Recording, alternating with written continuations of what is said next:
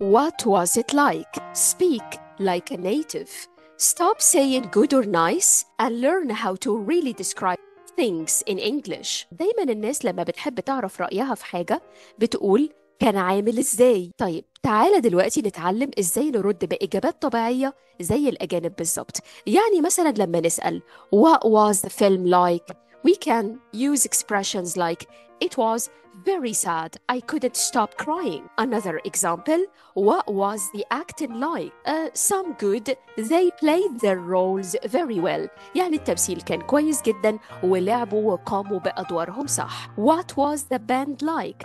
They were great. They played for 2 hours and did all their famous songs. يعني كانوا جامدين جدا وممتازين وعزفوا ساعتين وغنوا كل الأغاني المشهورة. What was the ending like? It started well, but I didn't like the ending. يعني البداية كانت حلوة بس للأسف النهاية كانت مخيبة لأمال. Another example, what is the food like there?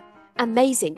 They do a delicious garlic chicken. يعني الأكل هناك رائع وجميل وعندهم فراخ بالثوم وطعمها تحفة. What's your boss like? She's great. She's very easy to talk to. We can say she's very accessible or approachable.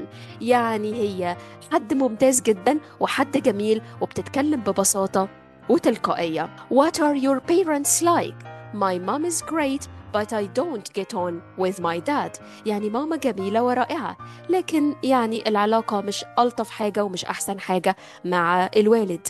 What was your holiday like?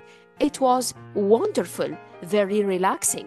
And the weather was great. يعني الأجازة كانت حلوة جدا ومريحة والجو كان أكتر من رائع. Want to sound natural in English conversations? Learn how to describe people, food, holidays and more.